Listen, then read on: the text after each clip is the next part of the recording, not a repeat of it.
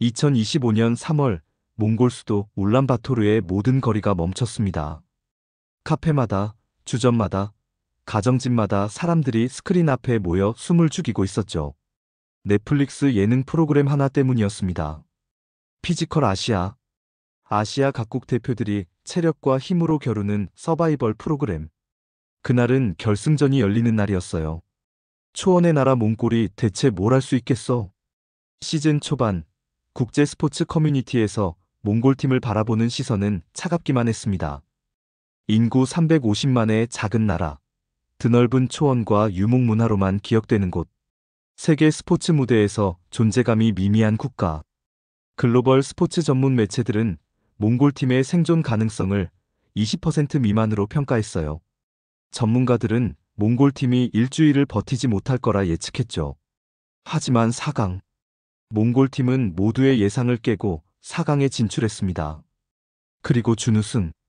최종 결승전에서 아깝게 우승을 놓쳤지만 몽골 국민들에게 그건 중요하지 않았어요. 3억 명이 넘는 아시아 시청자들 앞에서 몽골이라는 이름이 당당히 빛났으니까요.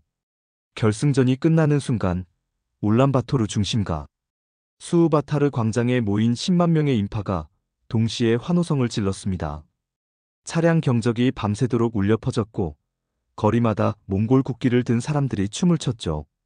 소셜미디어에는 1분마다 수천 개의 게시물이 올라왔어요. 해시태그 몽골의 자부심은 전 세계 트렌드 1위를 기록했습니다. 트위터에서만 200만 건이 넘는 트윗이 쏟아졌고 인스타그램에는 10만 개가 넘는 축하 게시물이 올라왔어요. 이건 2002년 한국 월드컵과 똑같아. 몽골 국영방송 해설자가 흥분을 감추지 못하고 외쳤습니다. 실제로 시청률은 역대 최고치인 87%를 기록했어요. 몽골 인구 10명 중 9명이 이 순간을 함께 본 겁니다. 카페와 주점에서는 단체 관람이 이어졌고 리액션 영상이 유튜브를 도배했죠. 몽골어로 된 리액션 영상만 2만 개가 넘게 업로드됐습니다. 중심에는 한 남자가 있었습니다. 어르 헝바야르. 35살 몽골 전통 씨름 배우의 살아있는 전설. 그는 단순한 예능 출연자가 아니었어요. 몽골 국민들에게 그는 국가의 자존심이자 잃어버린 자신감의 상징이었습니다. 방송이 끝난 뒤 그의 SNS 팔로워는 하루 만에 100만 명이 늘어났어요. 이틀 후에는 200만을 돌파했죠.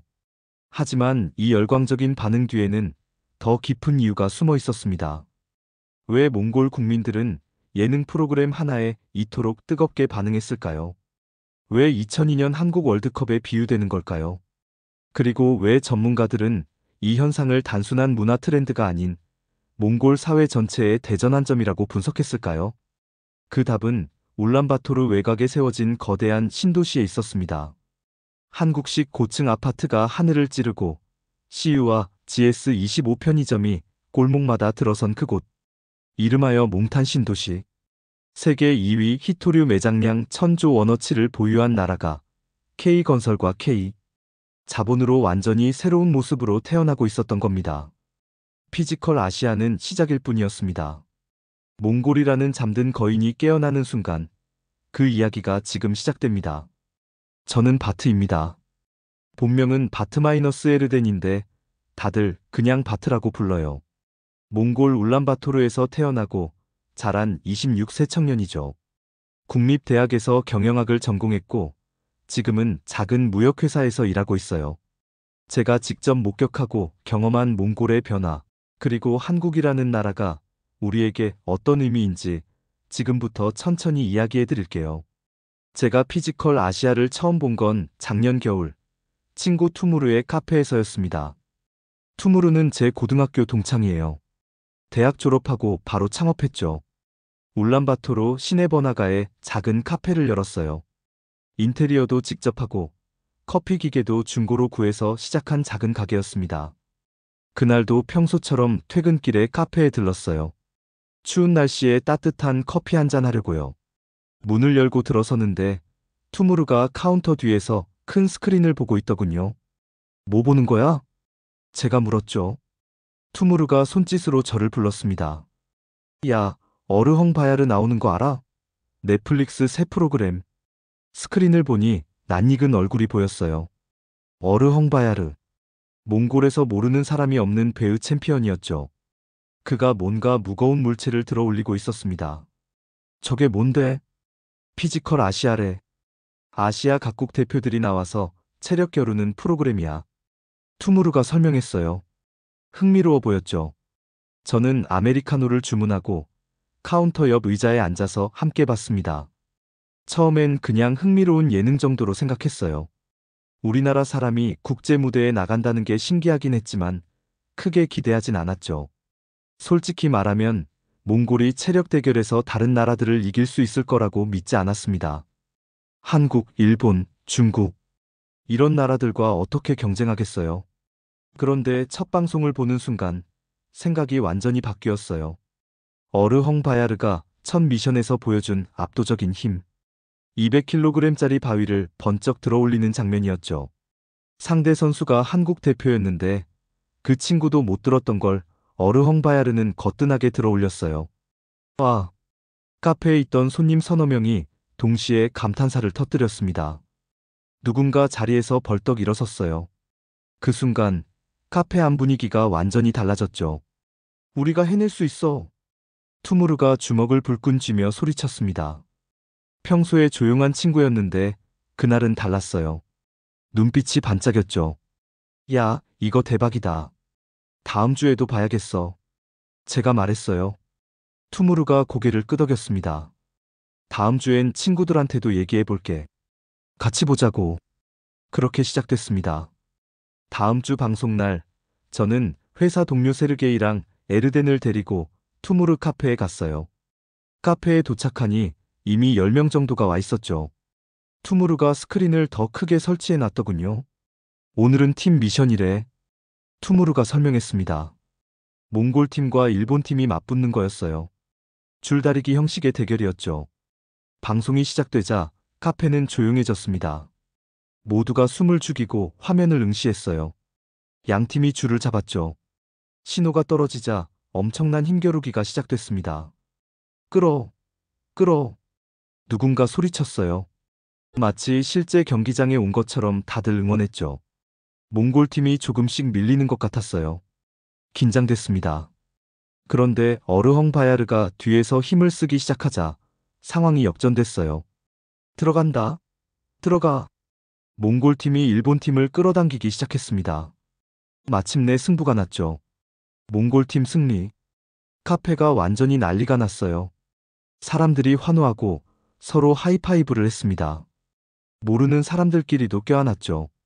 이거 봐. 우리가 이겼어. 에르덴이 흥분해서 소리쳤습니다. 그 친구는 평소에 되게 냉정한 편인데 그날은 완전히 다른 사람 같았어요. 다음 주에도 올 거지? 제가 물었더니 에르덴이 당연하다는 듯이 고개를 끄덕였죠. 당연하지. 친구들한테도 말할 거야. 그 후로 매주 방송이 나올 때마다 투무르의 카페는 사람들로 가득 찼습니다. 단체 관람이 자연스럽게 이뤄졌죠. 처음엔 10명 정도였는데 2주차에는 20명, 3주차에는 30명, 4주차가 되니까 50명이 넘게 모였어요. 카페 안이 비좁아서 사람들이 밖에까지 서서 화면을 봤습니다. 투무르는 이참에 대형 빔 프로젝터를 하나 더 설치했어요. 카페 밖 벽에 영상을 쏴서 밖에 서 있는 사람들도 볼 수 있게 한 거죠. 그날부터 거리가 극장이 됐습니다. 이 강전, 몽골 팀이 필리핀 팀과 맞붙는 경기였어요. 개인전이었죠. 어르헝바야르 대 필리핀 최강의 파워리프터.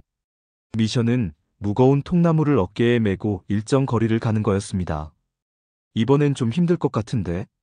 세르게이가 걱정스럽게 말했어요. 필리핀 선수가 정말 덩치가 컸거든요. 어르헝바야르보다 머리 하나는 더 컸죠.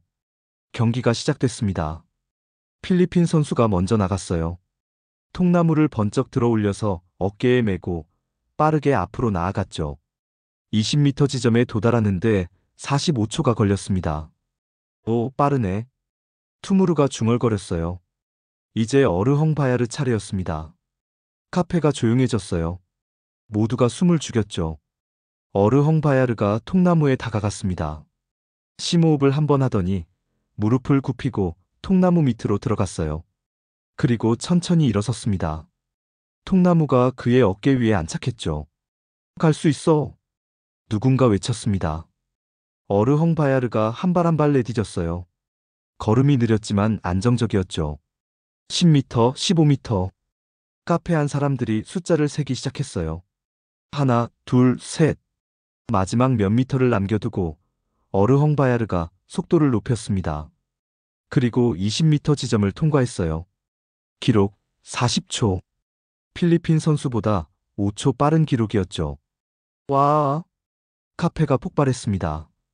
사람들이 소리를 지르고 뛰어올랐어요. 저도 모르게 옆에 있던 에르덴을 껴안았죠. 밖에 있던 사람들도 환호했습니다. 그 순간 거리 전체가 축제 분위기였어요.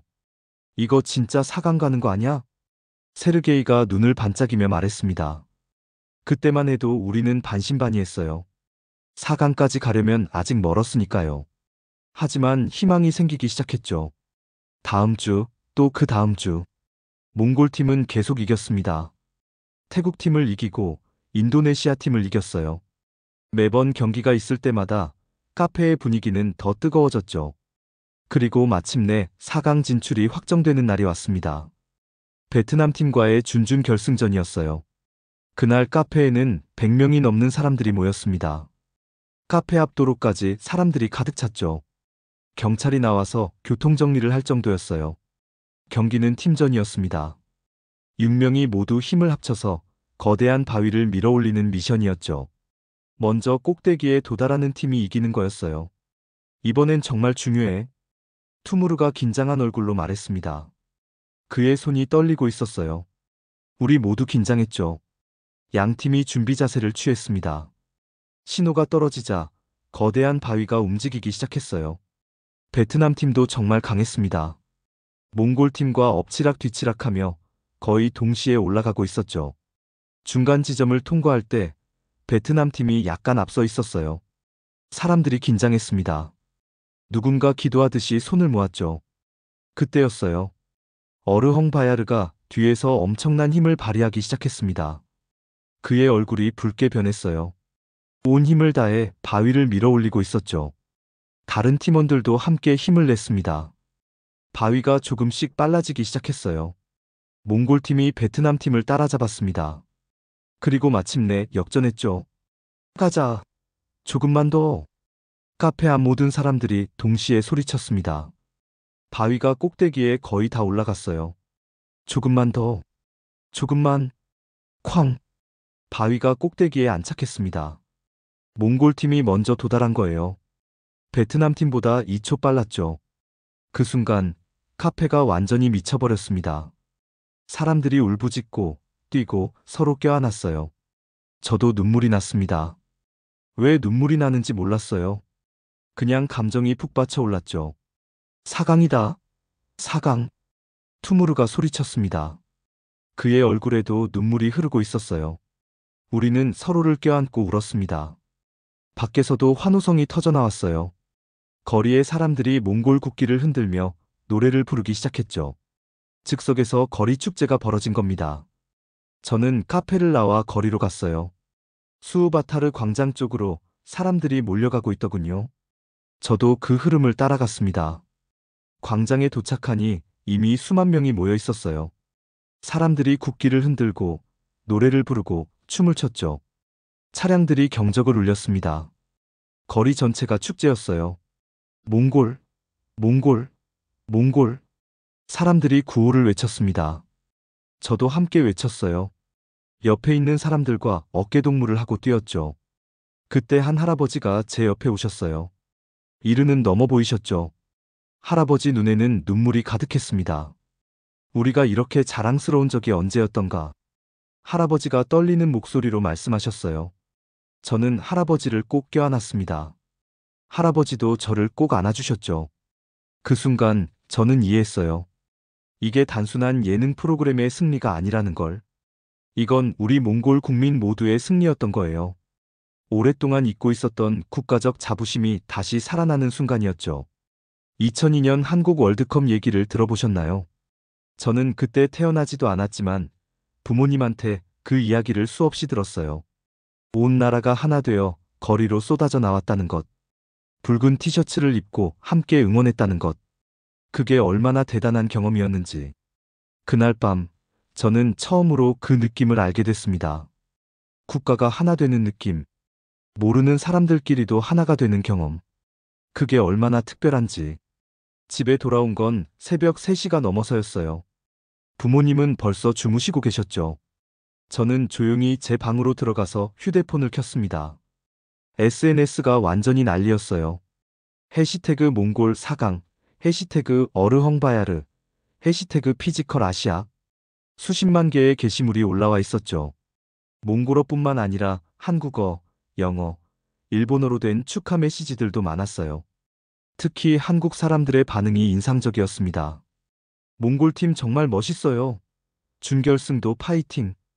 어르헝바야르 선수 존경합니다. 진짜 강하시네요. 몽골이 4강 가다니 감동이에요. 한국 사람들이 우리를 응원해주고 있었어요. 단순히 예의상 하는 말이 아니었죠. 진심으로 축하해주는 게 느껴졌습니다. 그때 저는 한국에 대해 더 알고 싶어졌어요.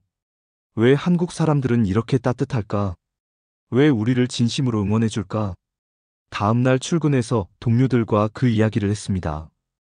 회사 사람들 모두 피지컬 아시아 이야기로 들떠 있었어요. 일이 손에 안 잡힐 정도였죠. 이번 주 준결승인데 회사에서 같이 볼까? 누군가 제안했습니다. 상사가 흔쾌히 허락했어요. 좋지. 회의실에 프로젝터 설치해 놓을게. 다 같이 보자. 그날부터 회사에서도 단체 관람이 시작됐습니다. 피지컬 아시아 방송이 있는 날이면 회사 회의실이 응원 현장이 됐죠. 준결승 날이 왔습니다. 몽골팀의 상대는 한국팀이었어요. 복잡한 기분이었죠. 한국을 좋아하는데 우리 팀을 이겨야 하니까요.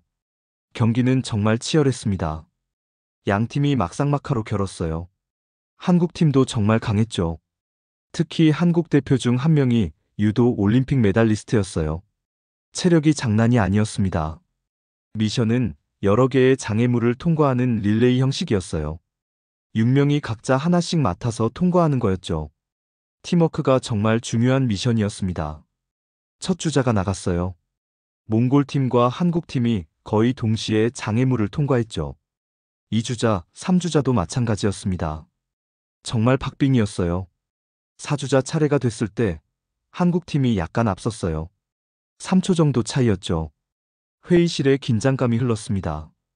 5주자가 그 격차를 좁혔어요. 몽골 선수가 정말 빠르게 장애물을 통과했죠. 이제 1초 차이로 좁혀졌습니다.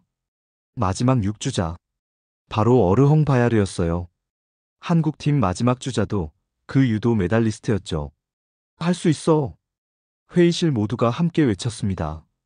두 선수가 동시에 마지막 장애물을 향해 달려갔어요. 장애물은 거대한 벽을 넘는 거였습니다. 밧줄을 잡고 올라가서 반대편으로 내려오는 거였죠. 한국 선수가 먼저 벽에 도달했어요. 빠르게 밧줄을 잡고 올라가기 시작했습니다. 어르헝바야르도 곧장 뒤따랐죠. 한국 선수가 꼭대기에 먼저 도달했습니다. 그리고 반대편으로 내려가기 시작했어요. 어르헝바야르도 꼭대기에 올랐죠. 여기서였습니다. 어르헝바야르가 밧줄을 타고 내려가지 않았어요. 대신 그는 벽을 타고 뛰어내렸습니다. 직접 뛰어내린 거예요. 헉! 회의실에서 동시에 탄성이 터져 나왔습니다. 위험한 선택이었지만 시간을 절약할 수 있었죠. 어르헝바야르가 땅에 착지했습니다. 그리고 있는 힘을 다해 결승선을 향해 달렸어요. 한국 선수도 밧줄에서 내려와 달리고 있었죠. 마지막 10m. 두 선수가 나란히 달렸습니다. 누가 이길지 알 수 없었어요. 5m, 4m, 3m. 어르헝바야르가 마지막 힘을 다해 몸을 던졌습니다. 그리고 결승선을 통과했어요. 한국 선수보다 0.3초 빨랐습니다. 와! 회의실이 폭발했습니다. 사람들이 책상을 치고 소리를 지르고 서로를 껴안았어요. 저도 옆에 있던 동료를 껴안았죠. 결승이다. 결승. 누군가 소리쳤습니다. 몽골팀이 결승에 진출한 겁니다. 믿을 수 없었어요. 정말로 결승까지 온 거였죠. 그날 저녁 저는 부모님과 함께 저녁을 먹었습니다. 아버지가 말씀하셨어요. 우리 몽골이 정말 대단한 나라구나. 아버지는 60대 초반이세요. 평생을 몽골에서 사셨죠. 소련 시절도 겪으셨고, 민주화 이후 혼란기도 경험하셨어요. 아버지 세대에게 몽골은 늘 가난하고 뒤처진 나라였습니다. 아버지, 우리 앞으로 더 잘 될 거예요. 제가 말씀드렸어요. 아버지가 제 손을 잡으셨습니다. 그래, 너희 세대가 만들어갈 몽골이 기대된다. 어머니도 웃으시며 고개를 끄덕이셨어요. 요즘 거리가 많이 달라졌더구나. 새 건물도 많이 생기고. 어머니 말씀이 맞았어요. 울란바토르는 정말 빠르게 변하고 있었습니다. 특히 몽탄 신도시 쪽은 완전히 새로운 도시가 생긴 것 같았죠. 결승전 날이 다가왔습니다. 일주일 내내 온 나라가 들떠 있었어요. 거리마다 몽골 국기가 걸렸고 상점들은 몽골 팀을 응원하는 포스터를 붙였죠. 결승전 상대는 일본 팀이었습니다.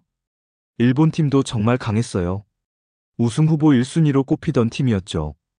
결승전 날 저는 투무르 카페로 갔습니다. 이번엔 카페 앞 도로를 아예 차단했어요. 경찰이 허가를 내준 거죠.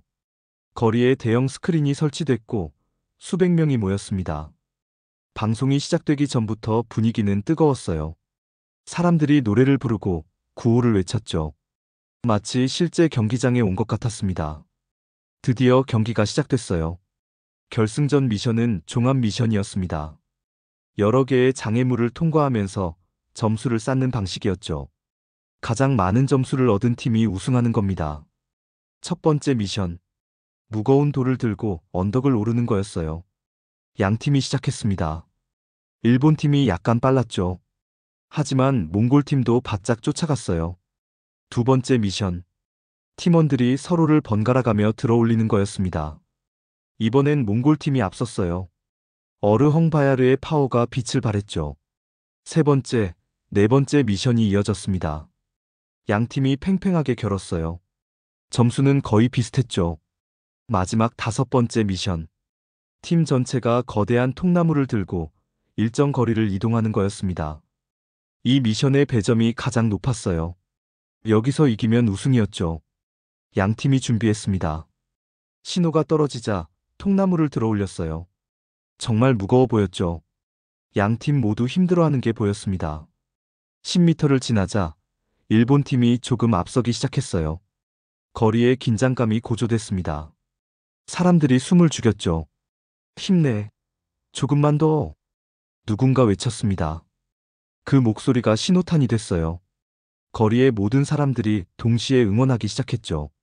몽골, 몽골, 몽골. 엄청난 응원 소리가 울려 퍼졌습니다. 마치 그 소리가 화면 속 선수들에게 전해지기라도 한 것처럼 몽골 팀이 속도를 높이기 시작했어요. 20m 지점. 몽골 팀이 일본 팀을 따라잡았습니다. 이제 나란히 가고 있었죠. 마지막 10m를 남겨두고 있었어요.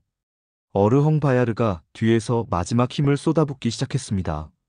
그의 얼굴이 붉게 달아올랐어요. 땀이 비오듯 흘렀죠. 다른 팀원들도 최선을 다했습니다. 마지막 5m. 몽골 팀이 조금씩 앞서기 시작했어요.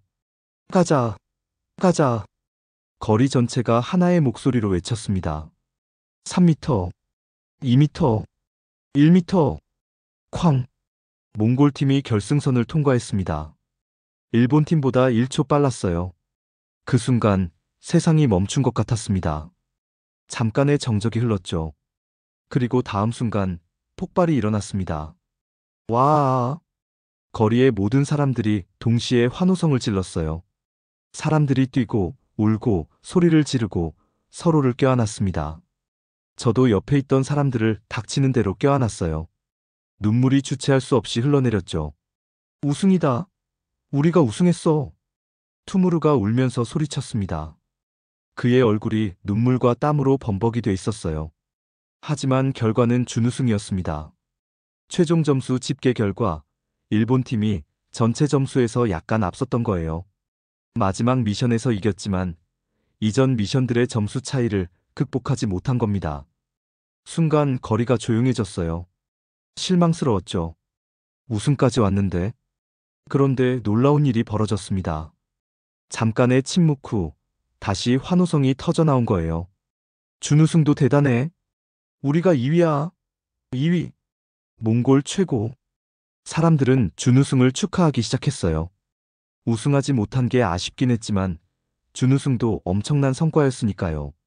아시아 전체에서 2위라는 게 얼마나 대단한 건데요. 거리 축제는 밤새도록 계속됐습니다.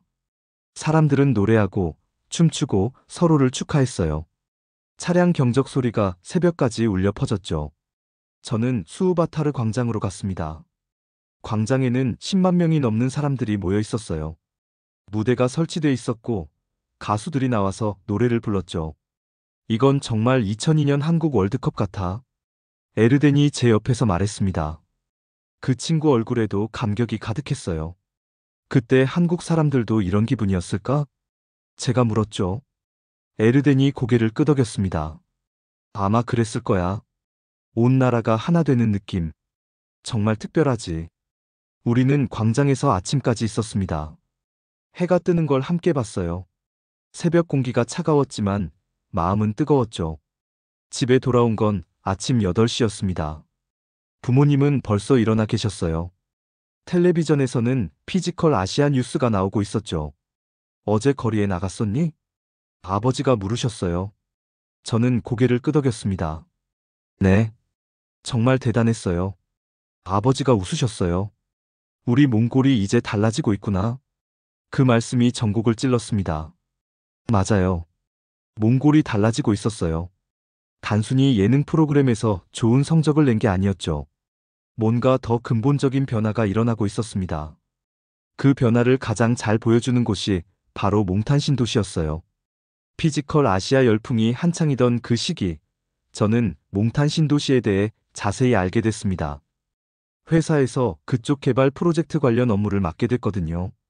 처음 몽탄 신도시를 방문한 건 피지컬 아시아 결승 다음 주였어요. 회사 상사와 함께 현장 실사를 가게 됐죠. 울란바토르 시내에서 차로 40분 정도 걸렸습니다. 도로를 따라가다가 갑자기 풍경이 완전히 달라졌어요. 황량한 초원이던 곳에 거대한 도시가 펼쳐져 있었죠. 와, 이게 진짜야? 저도 모르게 감탄사가 나왔습니다.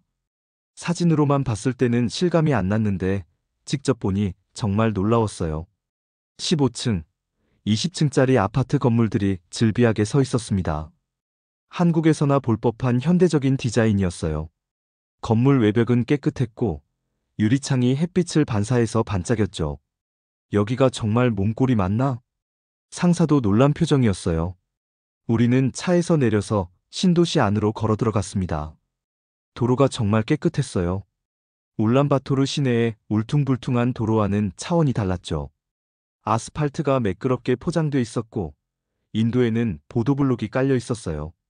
가로등도 최신식이었습니다. LED 조명이 설치돼 있었고 밤에는 자동으로 켜진다고 했어요. 가로수도 심어져 있었죠. 아직 어린 나무들이었지만 몇 년 후면 울창한 가로수 길이 될 것 같았습니다. 그리고 가장 눈에 띈 건 편의점이었어요. CU, GS25, 이마트24. 한국 편의점 브랜드들이 거리 곳곳에 있었습니다. 100m마다 하나씩 있는 것 같았어요. 몽골 시내에도 몇 개 있긴 했지만 이렇게 밀집된 건 처음 봤죠. 들어가 볼까? 상사가 말씀하셨어요. 우리는 가장 가까운 CU로 들어갔습니다. 문을 열고 들어서는 순간 한국에 온 것 같았어요. 매장 구조, 진열 방식, 심지어 매장에서 나오는 음악까지 한국 편의점 그대로였죠. 어서 오세요. 직원이 한국어로 인사했습니다. 젊은 몽골 여성이었는데 한국어가 유창했어요. 한국어 잘하시네요. 제가 몽골어로 말했더니 직원이 웃으며 대답했어요. 여기서 일하려면 한국어 필수예요. 한국 손님들이 많거든요. 매장을 둘러봤습니다. 상품 구성이 정말 다양했어요. 한국 과자, 일본 라면, 몽골 전통 음식, 유럽 초콜릿. 세계 각국의 상품들이 다 있었죠. 여기 정말 편리하겠는데? 상사가 말씀하셨어요. 우리는 삼각김밥과 커피를 샀습니다. 결제는 카드로 했는데 정말 빨랐어요. 한국처럼 비접촉 결제 시스템이었죠. 편의점을 나와서 계속 걸었습니다. 조금 가니 대형마트가 보였어요. 이마트였습니다. 들어가 볼까요?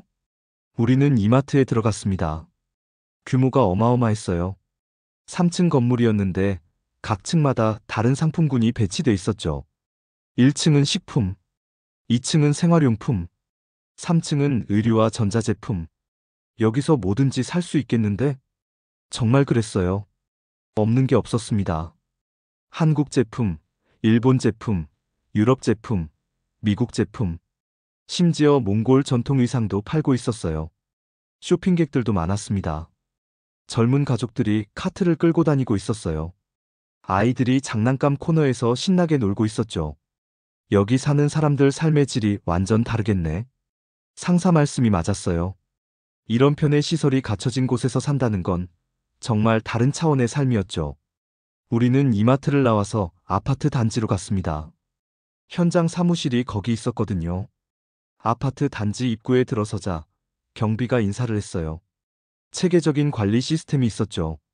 출입증을 보여주고 들어갔습니다. 단지 안이 정말 깨끗했어요.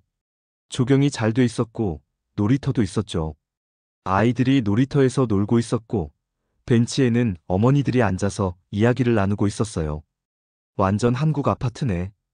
제가 중얼거렸어요. 상사가 고개를 끄덕이셨습니다.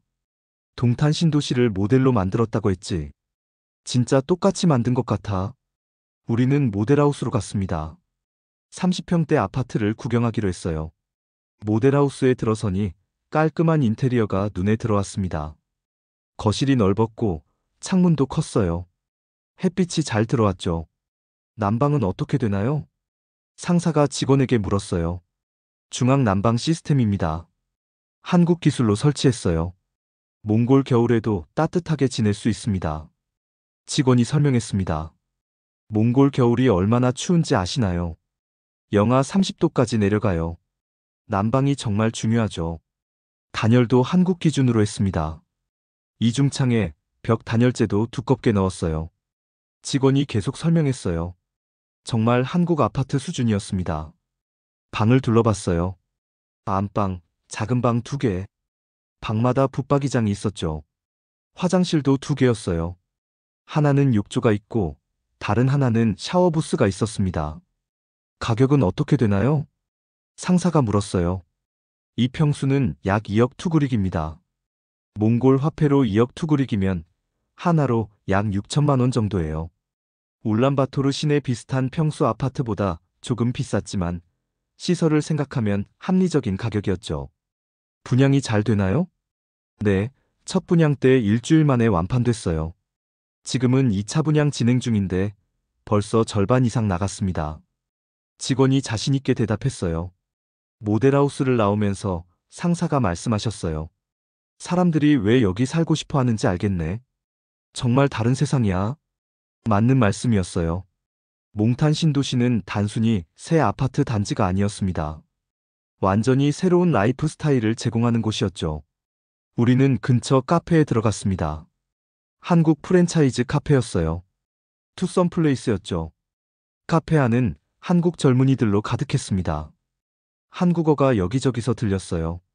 그들은 노트북을 펴고 일을 하거나 친구들과 수다를 떨고 있었죠. 우리는 커피를 주문하고 자리에 앉았습니다. 창밖을 내다보니 거리가 한눈에 들어왔어요. 사람들이 오가고 차들이 지나다니고 정말 활기찬 모습이었죠. 여기 한국 사람이 정말 많네요. 제가 말했어요. 상사가 고개를 끄덕이셨습니다. 10만 명 넘게 산다고 들었어. 거의 작은 한인타운이지. 그 말을 들으니 신기했어요. 한국 사람 10만 명이라니. 몽골 전체 인구가 350만인데 한국인이 10만이면 정말 많은 숫자죠. 왜 이렇게 많이 온 걸까요? 제가 물었어요. 일자리 때문이지. 한국 기업들이 여기 많이 진출했잖아. 건설, 유통, 서비스업. 일할 곳이 많으니까. 상사가 설명해 주셨어요. 이해가 됐습니다. 그날 저녁 저는 몽탄 신도시를 더 둘러보기로 했어요. 상사는 먼저 돌아가시고 저 혼자 남았죠. 해가 지고 있었습니다. 가로등이 하나둘씩 켜지기 시작했어요. 신도시가 빛으로 물들었습니다. 정말 아름다웠어요. 거리를 걷다가 한 식당 앞을 지나갔는데 맛있는 냄새가 났어요. 한국 식당이었습니다. 삼겹살집이었죠. 배가 고파서 들어가기로 했어요. 문을 열고 들어서니 손님들로 북적였습니다. 대부분 한국 사람들이었어요. 몇 분이세요? 한국어로 물어보더군요. 저는 몽골어로 대답했습니다. 한 명이요. 직원이 자리로 안내해줬어요. 메뉴판을 보니 한국 요리들이 가득했습니다. 삼겹살, 불고기, 김치찌개, 된장찌개. 삼겹살 1인분이요. 주문을 했어요. 잠깐 후 고기가 나왔습니다. 직원이 구워주더군요. 고기를 먹으면서 주변을 둘러봤어요. 옆 테이블에는 한국 가족이 앉아 있었습니다. 아이 둘이 있었는데 한국어로 대화하고 있었어요. 여기 진짜 한국 같지? 아빠가 말했어요. 엄마가 웃으며 대답했죠. 그러게. 서울 사는 것 같아. 아이들은 신나게 떠들고 있었습니다. 행복해 보였어요. 식사를 마치고 나와서 다시 거리를 걸었습니다. 밤인데도 거리는 활기찼어요. 사람들이 많이 나와 있었죠. 편의점도 불이 환하게 켜져 있었습니다. 24시간 영업이니까요. 한 편의점에 들어가 봤어요. 손님이 꽤 있었습니다. 야식을 사러 온 사람들이었죠. 저도 우유 하나를 사서 나왔어요. 길을 걷다가 한 공원을 발견했습니다. 작은 공원이었는데 조명이 예쁘게 설치돼 있었어요. 벤치에 앉아서 쉬기로 했죠. 공원에는 몇 명이 더 있었습니다. 연인들이 데이트를 하고 있었고 혼자 산책하는 사람도 있었어요. 저는 벤치에 앉아서 하늘을 올려다봤습니다. 별이 정말 많았어요. 도시인데도 별이 잘 보였죠. 공기가 깨끗해서 그런 것 같았습니다. 그때 한 생각이 들었어요. 이곳에서 살면 어떨까? 이런 깨끗하고 현대적인 도시에서 생활하면 어떨까? 부모님께도 권해드려야겠다고 생각했습니다. 아버지, 어머니도 이런 곳에서 편하게 사시면 좋을 것 같았어요. 다음 날, 저는 부모님께 몽탄 신도시 이야기를 했습니다. 정말 좋더라고요. 한번 같이 가보실래요? 아버지가 관심을 보이셨어요. 그래. 그럼 이번 주말에 가볼까? 주말에 부모님과 함께 몽탄 신도시를 방문했습니다. 모델하우스를 구경하고 주변 시설들도 둘러봤어요. 어머니가 정말 마음에 들어 하셨습니다. 여기서 살면 정말 좋겠다. 어머니 표정에서 기대감이 느껴졌어요. 아버지도 긍정적이셨죠. 조금 먼 게 문제긴 한데 출퇴근 버스가 있다면서? 네, 시내까지 직행버스가 있어요. 30분이면 도착해요. 제가 설명드렸어요. 아버지가 고개를 끄덕이셨습니다. 그럼 괜찮겠네. 진지하게 고민해봐야겠어. 그날 이후로 부모님은 몽탄 신도시 분양을 심각하게 고려하기 시작하셨습니다. 저도 찬성이었어요. 우리 가족의 삶의 질이 확실히 나아질 것 같았으니까요. 그런데 이런 변화가 왜 가능했을까요? 왜 한국 기업들이 몽골에 이렇게 큰 투자를 한 걸까요? 그냥 선의로 도와준 걸까요? 아니었습니다. 이건 철저하게 계산된 투자였어요. 그 중심에는 히토류가 있었습니다.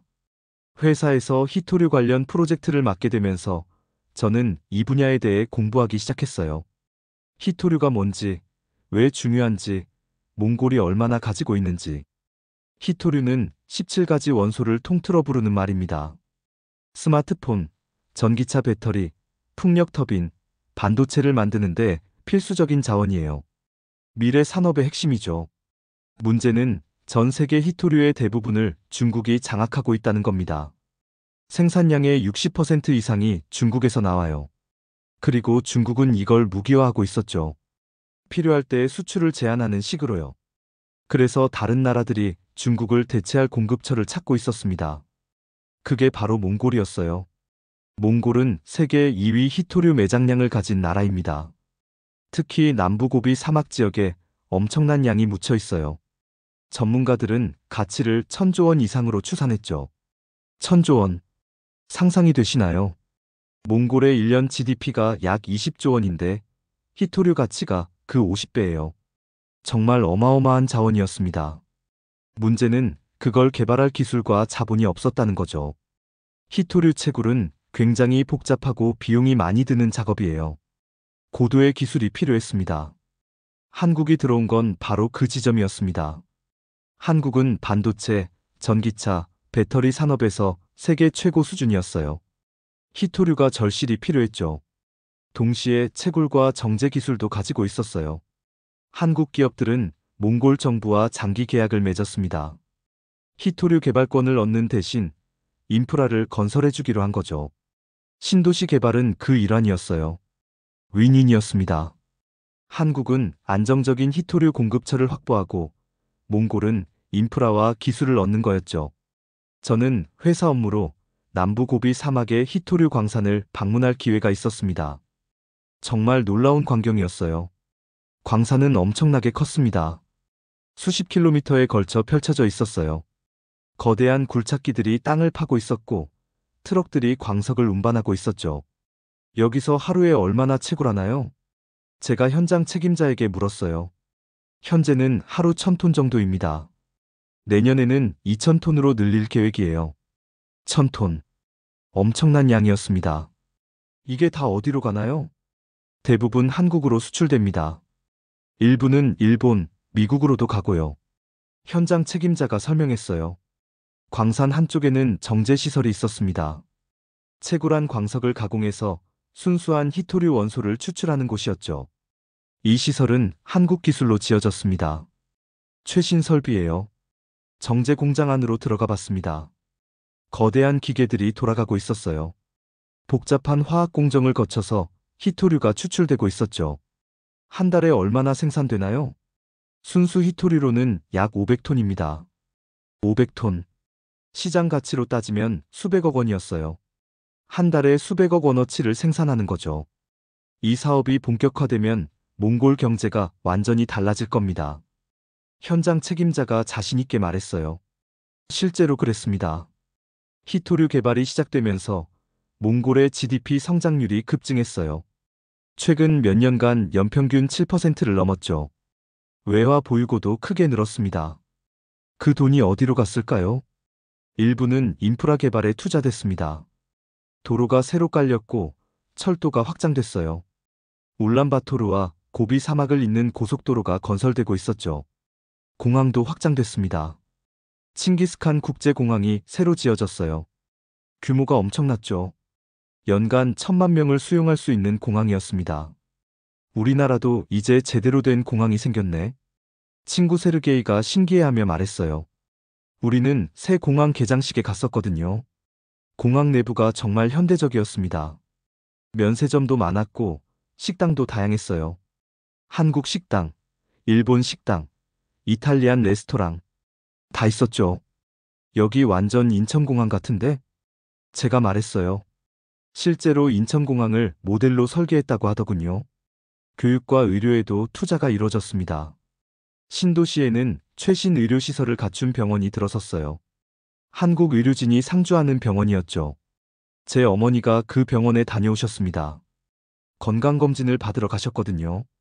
정말 좋더라. 한국 병원 같았어. 어머니가 만족스러워하셨어요. 검진 장비도 최신이었고 의료진도 친절했다고 하셨죠. 비용은 어땠어요? 생각보다 비싸지 않더라. 보험 적용도 되고. 몽골 정부가 의료보험 제도를 개선했거든요. 국민들이 좋은 의료 서비스를 저렴하게 받을 수 있도록 한 거죠. 학교도 달라졌어요. 신도시에 국제학교가 생겼습니다. 한국식 교육 시스템을 도입한 학교였어요. 제 사촌 누나가 그 학교에 대해 알아보고 있었습니다. 딸을 그 학교에 보내고 싶어 했거든요. 등록금이 좀 비싸긴 한데 교육 수준이 정말 좋대. 누나가 말했어요. 학교는 영어와 한국어를 동시에 가르쳤습니다. 수학, 과학은 한국 교육 과정을 따랐고요. 우리 딸이 거기서 공부하면 나중에 한국 대학도 갈 수 있겠지? 누나가 기대에 찬 얼굴로 물었어요. 저는 고개를 끄덕였습니다. 당연하지. 한국어도 배우고 한국 교육 과정으로 공부하면 충분히 가능할 거야. 누나는 결국 딸을 그 학교에 등록시켰습니다. 조카가 정말 좋아하더군요. 시설도 좋고 친구들도 많고 선생님들도 친절했대요. 이런 변화들이 모여서 몽골 사회 전체가 달라지고 있었습니다. 특히 젊은 세대의 생각이 많이 바뀌었어요. 예전에는 해외로 나가는 게 꿈이었습니다. 한국, 일본, 미국으로 유학 가서 거기서 일자리를 구하는 게 목표였죠. 몽골에는 미래가 없다고 생각했으니까요. 하지만 이제는 달라졌어요. 몽골에 남아도 충분히 좋은 삶을 살 수 있을 것 같았습니다. 일자리도 많아졌고, 생활 환경도 개선됐고, 미래에 대한 희망도 생겼죠. 제 친구들과 만나면 그런 이야기를 나눴습니다. 나 한국 유학 포기하려고. 에르덴이 말했어요. 그 친구는 원래 한국대학원 진학을 준비하고 있었거든요. 왜? 여기서도 충분히 공부할 수 있을 것 같아. 그리고 여기서 일자리 구하는 게 나을 것 같고. 에르덴의 말에 다들 공감했습니다. 실제로 한국 유학을 포기하거나 연기하는 친구들이 늘고 있었어요. 한국어는 배워야 할 것 같아. 세르게이가 말했어요. 왜? 한국 기업이 많잖아. 한국어 할 줄 알면 취업하기 훨씬 쉬울 거야. 맞는 말이었어요. 저도 한국어를 배우기로 결심했습니다. 몽골에서든 한국에서든 한국어가 있으면 기회가 많을 것 같았으니까요. 한국어 학원에 등록했습니다. 울란바토르에 한국어 학원이 정말 많았어요. 수십 개는 되는 것 같았죠. 그만큼 수요가 많다는 얘기였습니다. 학원에 가니 제 또래 청년들이 가득했어요. 다들 진지하게 한국어를 공부하고 있었죠. 안녕하세요. 저는 바트입니다. 한국어로 자기소개를 연습했습니다. 처음엔 어색했지만 점점 익숙해졌어요. 선생님은 한국분이었습니다.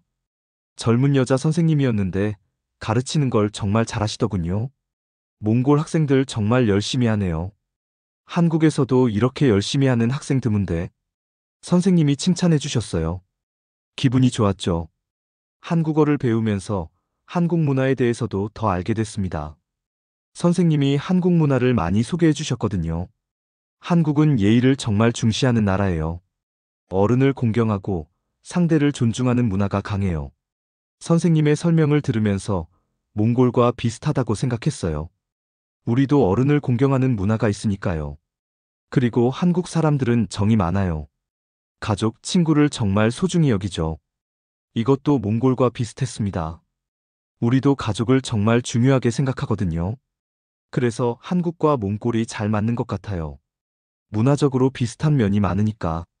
선생님 말씀에 고개를 끄덕였습니다. 정말 그런 것 같았어요.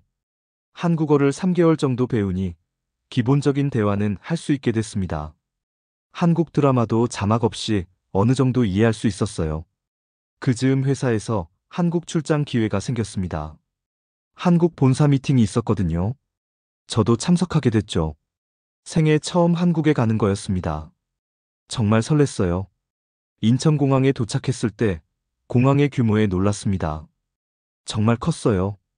깨끗하고 현대적이었죠. 몽골의 새 공항이 이걸 모델로 만든 이유를 알겠더군요. 서울로 이동했습니다. 공항 철도를 탔는데 정말 빠르고 편리했어요. 40분 만에 서울역에 도착했죠. 서울. 정말 놀라운 도시였습니다. 고층 빌딩이 하늘을 찌르고 거리는 사람들로 붐볐어요. 지하철은 복잡했지만 체계적이었죠. 여기가 한국이구나. 혼자 중얼거렸습니다. 드라마나 영상으로만 봤던 한국을 직접 보니 감회가 새로웠어요. 회사 미팅은 강남에서 있었습니다. 강남. 한국에서 가장 발전한 지역이라고 들었어요. 실제로 가보니 정말 그랬죠. 회의가 끝나고 저녁 시간에 강남 거리를 걸어봤습니다. 네온사인이 반짝이고 사람들이 활기차게 오가고 있었어요. 카페, 식당, 상점이 즐비했죠. 한 삼겹살집에 들어갔습니다. 몽탄 신도시에서 먹었던 그 맛이 그리워서요. 1인분 주세요. 한국어로 주문했습니다. 직원이 놀란 표정으로 저를 봤어요. 한국어 잘하시네요. 어느 나라에서 오셨어요? 몽골에서 왔어요. 아, 몽골. 피지컬 아시아 봤어요. 정말 멋있었어요. 직원이 환하게 웃으며 말했습니다. 기분이 좋았어요. 한국 사람들이 우리를 알아봐주고 응원해줬다는 게. 어르헝바야르 선수 정말 강하더라고요. 준우승도 대단해요. 직원이 계속 칭찬했어요. 저는 감사하다고 말하고 자리에 앉았죠. 고기를 먹으면서 주변을 둘러봤습니다. 젊은 사람들이 많았어요. 회식하는 직장인들, 데이트하는 연인들, 친구들끼리 온 사람들. 다들 행복해 보였죠. 이게 바로 선진국의 모습이구나 생각했습니다. 60년 전만 해도 한국도 가난한 나라였는데 지금은 이렇게 발전했어요. 정말 대단한 거였죠. 우리 몽골도 할 수 있어. 그런 생각이 들었습니다. 한국이 해냈으니 우리도 할 수 있다고 희망이 생겼어요. 다음 날 동탄 신도시를 방문했습니다. 몽탄 신도시의 모델이 된 곳이었거든요. 직접 보고 싶었어요. 동탄에 도착하니 몽탄 신도시와 정말 비슷했습니다. 고층 아파트, 깨끗한 도로, 공원. 거의 똑같이 만든 것 같았어요. 와, 진짜 비슷하네. 감탄했습니다. 몽골이 이걸 그대로 가져간 거였죠. 동탄 거리를 걸으면서 몽탄 신도시의 미래를 상상했습니다. 10년 후면 어떻게 될까? 20년 후에는 분명 지금보다 훨씬 발전해 있을 거예요. 더 많은 사람들이 살고, 더 많은 시설이 들어서고, 완전한 도시가 되어 있을 거였죠. 그리고 그 중심에 한국이 있을 겁니다. 한국의 기술, 자본, 노하우. 이 모든 게 몽골의 발전에 기여할 거예요. 서울에서 사흘을 보내고 몽골로 돌아왔습니다. 정말 많은 걸 보고 느꼈어요. 한국이 왜 강한 나라인지, 왜 사람들이 한국을 동경하는지 이해하게 됐죠. 동시에 몽골의 가능성도 보였습니다.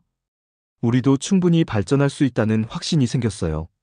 울란바토르에 돌아와서 친구들에게 한국 이야기를 했습니다. 정말 대단한 나라더라. 우리도 그렇게 될 수 있을 것 같아. 제 말에 친구들이 눈을 반짝였어요. 진짜? 응. 한국도 60년 전엔 우리랑 비슷했대. 가난하고 인프라도 없고. 근데 지금 봐. 완전히 달라졌잖아. 친구들이 고개를 끄덕였습니다. 우리도 할 수 있겠네. 당연하지. 우리한테 자원도 있고, 한국이라는 좋은 파트너도 있고, 할 수 있어. 그날 밤, 저는 미래에 대해 생각했습니다. 몽골의 미래, 그리고 제 미래. 저는 몽골에서 일하기로 결심했어요. 한국 유학도 좋지만, 몽골에서 이 변화의 현장에 있고 싶었습니다. 역사가 만들어지는 순간을 직접 경험하고 싶었죠. 그리고 언젠가는 저도 사업을 해보고 싶었어요. 한국과 몽골을 잇는 사업. 양국의 발전에 기여할 수 있는 일을 하고 싶었죠. 피지컬 아시아는 끝났지만 그 영향은 계속되고 있었습니다.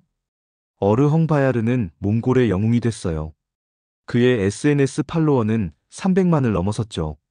그는 한국을 자주 방문했습니다. 팬미팅도 열고 예능 프로그램에도 출연했어요. 한국 사람들이 그를 정말 좋아했죠. 한 인터뷰에서 어르 헝바야르가 말했습니다. 한국은 저에게 정말 특별한 나라예요. 한국 덕분에 몽골이 세계에 알려졌고, 저도 이렇게 많은 사랑을 받고 있어요. 정말 감사합니다. 그의 말에 한국 팬들이 감동했어요. 댓글에는 응원 메시지가 가득했죠. 어르 헝바야르 선수, 우리도 고마워요. 몽골 정말 멋진 나라예요. 한국과 몽골, 영원한 친구. 이런 메시지들이 넘쳐났습니다. 양국 국민들 사이에 진짜 유대감이 생긴 거였어요. 몽골 정부도 이 기회를 활용했습니다. 관광 마케팅을 강화했어요. 피지컬의 나라 몽골 캠페인을 벌였죠. 효과가 있었습니다. 한국 관광객이 급증했어요. 전년 대비 3배 이상 늘었죠. 젊은 한국인들이 몽골을 찾았습니다. 그들은 울란바토르를 방문하고 고비 사막을 여행하고 전통 계류에서 묵었어요. 몽골 문화를 체험하고 현지 음식을 먹고 사람들과 교류했죠. 관광 산업이 발전하면서 서비스업 일자리도 늘어났습니다. 호텔, 식당, 여행사. 젊은이들이 일할 곳이 많아진 거예요. 제 동생 감바타르도 그 중 하나였습니다. 동생은 호텔 경영학을 전공하고 있었어요. 졸업하면 신도시의 5성급 호텔에 취직할 계획이었죠. 형, 나 이번에 호텔 인턴십 시작해. 동생이 신나서 말했어요. 어디서? 몽탄 신도시에 새로 생긴 롯데호텔. 와, 대박이다. 정말 자랑스러웠어요. 동생이 좋은 기회를 잡은 거였죠. 한국어 연습 많이 했어? 당연하지. 호텔에서는 한국어 필수래. 손님들 대부분이 한국 분들이래. 동생은 저보다 한국어를 더 잘했어요. 1년 넘게 배웠거든요. 나중에 한국 본사로 파견도 갈 수 있대. 거기서 교육받고 오는 거야. 좋겠다. 나도 한국 다녀왔는데 정말 좋더라. 동생과 한국 이야기를 나눴습니다. 둘 다 한국에 대한 기대가 컸어요. 이런 변화들을 보면서 한 가지 확실해진 게 있었습니다. 이건 단순한 경제 협력이 아니라는 것. 한국과 몽골은 진짜 파트너가 되고 있었어요. 중국이나 러시아와는 다른 관계였습니다. 역사적으로 몽골은 중국과 러시아 사이에서 눈치를 봐야 했어요. 두 강대국의 영향력이 너무 컸으니까요. 하지만 한국은 달랐습니다. 한국은 몽골을 동등한 파트너로 대했어요. 자원을 가져가되 그에 상응하는 걸 제공했죠. 기술, 자본, 일자리, 그리고 무엇보다 존중이었습니다. 한국은 몽골 문화를 존중했어요. 몽골 사람들을 존중했고 몽골의 주권을 존중했죠. 이게 정말 중요한 차이였습니다. 그래서 몽골 국민들이 한국을 좋아하게 된 거예요. 한국은 우리의 제3의 이웃이야. 정치학을 공부하는 친구 바타가 말했어요. 제3의 이웃? 응. 중국, 러시아 말고 다른 파트너를 찾는 정책이야. 몽골 정부가 추진하는 거지. 바타가 설명했습니다. 이해가 됐어요. 그게 한국이구나. 맞아. 미국, 일본도 있지만 한국이 가장 성공적이야. 문화적으로도 가깝고 경제적으로도 많은 교류가 있고. 바타의 말이 맞았습니다. 한국은 완벽한 파트너였어요. 앞으로 10년, 20년 후엔 어떻게 될까? 제가 물었어요. 몽골이 중앙아시아의 허브가 될 수 있어. 히토류 산업이 본격화되면 엄청난 부가 창출될 거야. 바타가 자신있게 말했습니다. 그 돈을 잘 쓰면 우리도 선진국 대열에 들어갈 수 있어. 진짜 그럴 수 있을까? 당연하지. 한국도 해냈잖아. 우리도 할 수 있어. 친구들과 그런 이야기를 나누며 미래에 대한 확신이 생겼습니다. 계절이 바뀌고 봄이 왔습니다. 울란바토르의 긴 겨울이 끝나고 따뜻한 날씨가 찾아왔죠. 부모님이 결정을 내리셨습니다. 몽탄 신도시 아파트를 분양받기로 하신 거예요. 정말요? 저는 정말 기뻤습니다. 응. 여기서 계속 사는 것보다 거기가 훨씬 나을 것 같더라. 아버지가 말씀하셨어요. 어머니도 기대에 차 있으셨죠. 새 집에서 새로운 시작을 하는 거야. 우리 가족은 주말마다 몽탄 신도시를 방문했습니다. 공사 진행 상황을 확인하고 주변 환경도 둘러봤어요. 아파트는 6개월 후 입주 예정이었습니다. 그때가 정말 기다려졌어요. 어느 날 투무르에게서 연락이 왔습니다. 야, 몽탄 신도시에 카페 하나 더 낼 생각인데 같이 안 할래? 진짜? 응. 거기 수요가 많더라. 나 혼자 하기엔 좀 큰 것 같아서. 투무르의 제안에 관심이 생겼습니다. 저도 언젠가 사업을 해보고 싶었거든요. 한번 생각해 볼게.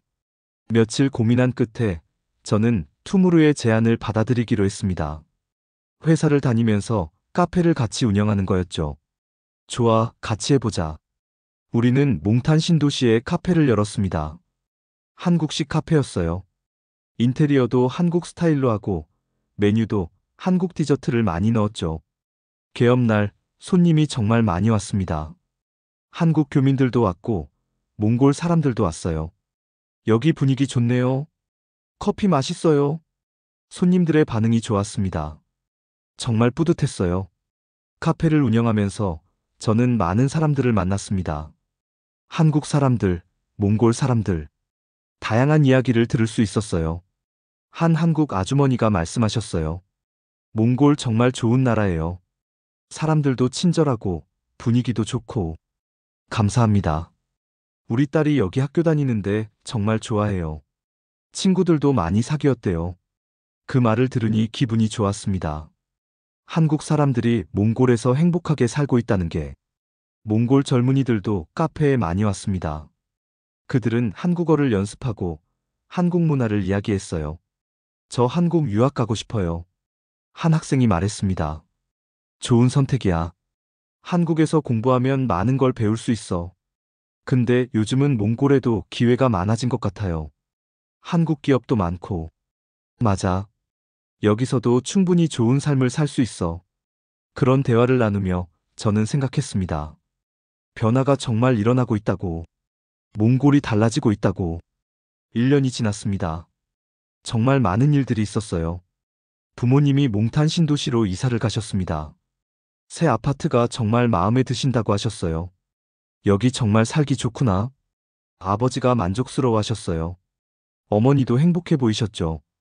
동생은 호텔에서 정식 직원이 됐습니다. 일을 정말 열심히 해서 상도 받았대요. 형, 나 이번에 한국 본사 연수가. 진짜? 축하해. 동생이 꿈을 이루고 있었어요. 정말 자랑스러웠습니다. 저는 회사 일과 카페 운영을 병행하고 있었습니다. 바쁘지만 보람이 있었어요. 제 손으로 뭔가를 만들어가고 있다는 게 뿌듯했죠. 한국어도 많이 늘었습니다. 이제는 한국 사람들과 자연스럽게 대화할 수 있었어요. 한국 드라마도 자막 없이 볼 수 있었죠. 친구들도 각자의 길을 가고 있었습니다. 에르데는 한국 기업에 취직했고, 세르게이는 대학원에 진학했어요. 투무르는 카페를 3개로 늘렸죠. 우리는 가끔 만나서 이야기를 나눴습니다. 우리가 역사를 만들고 있는 것 같아. 에르덴이 말했어요. 무슨? 몽골의 변화. 우리 세대가 몽골을 바꾸고 있잖아. 그 말이 맞았습니다. 우리는 변화의 주역이었어요. 10년 후엔 어떻게 될까? 더 발전해 있겠지. 몽탄 신도시도 더 커지고, 한국과의 관계도 더 깊어지고, 우리 아이들은 완전 다른 몽골에서 살겠네. 그러게. 우리보다 훨씬 좋은 환경에서 자랄 거야. 친구들과 그런 이야기를 나누며 미래를 그려봤습니다. 어느 저녁, 저는 몽탄 신도시 공원에 갔습니다. 벤치에 앉아서 하늘을 올려다봤어요. 별이 반짝이고 있었죠. 피지컬 아시아가 방영된 지 1년이 지났습니다. 그 1년 동안 정말 많은 일들이 있었어요. 어르헝 바야르는 여전히 국민 영웅이었습니다. 그는 몽골 청소년들에게 꿈과 희망을 주고 있었죠. 몽탄 신도시는 계속 성장하고 있었습니다. 2차, 3차 개발이 진행되고 있었어요. 히토류 산업은 본격화되고 있었습니다. 생산량이 계속 늘어나고 있었죠. 한국과의 관계는 더욱 깊어지고 있었습니다. 양국 간 교역량이 전년 대비 50% 증가했어요. 무엇보다 몽골 사람들의 마음이 달라졌습니다. 자신감이 생겼고 미래에 대한 희망이 생겼어요. 저도 그 중 한 명이었습니다. 1년 전만 해도 막연했던 미래가 이제는 구체적으로 보였어요. 저는 계속 여기서 몽골에서 살 겁니다. 이 변화를 직접 경험하고 그 일부가 되고 싶어요. 언젠가는 제 사업도 키우고 싶습니다. 한국과 몽골을 잇는 일을 하고 싶어요. 양국의 가교 역할을 하는 거죠. 그리고 아이들을 가르치고 싶습니다. 꿈을 가지라고, 노력하면 이룰 수 있다고. 한국처럼 우리도 할 수 있다고. 피지컬 아시아는 끝났지만 그게 시작한 변화는 계속되고 있습니다. 이건 정말 시작일 뿐이에요. 몽골과 한국의 이야기는 이제부터입니다. 함께 성장하고 함께 번영하는 이야기. 그 이야기의 주인공은 우리 양국 국민들이죠. 저는 이 이야기를 한국 사람들에게 전하고 싶습니다. 몽골이 어떻게 변하고 있는지, 한국이 우리에게 얼마나 중요한 파트너인지. 감사합니다. 몽골을 믿어주시고 함께 해주셔서 우리는 그 믿음에 보답하겠습니다. 피지컬 아시아에서 어르헝 바야르가 보여준 것처럼 우리도 세계 무대에서 당당히 경쟁할 수 있어요. 우리에게는 자원이 있고 의지가 있고 훌륭한 파트너가 있습니다. 미래는 밝습니다. 몽골은 더 이상 잠든 거인이 아니에요. 깨어나서 힘차게 걷기 시작한 거인이죠. 그리고 한국은 우리와 함께 걷는 든든한 동반자입니다. 이 길의 끝에는 무엇이 있을까요? 번영? 성공? 행복? 아마 다 있을 겁니다. 그리고 무엇보다 우리가 함께 만들어낸 아름다운 우정이 있을 거예요. 한국과 몽골의 이야기. 이건 이제 막 시작됐습니다. 앞으로 더 멋진 장면들이 펼쳐질 거예요. 그 이야기를 함께 써내려가요. 한국과 몽골 함께. 대한민국 최고주. 구독과 좋아요는 큰 힘이 됩니다. 감사합니다.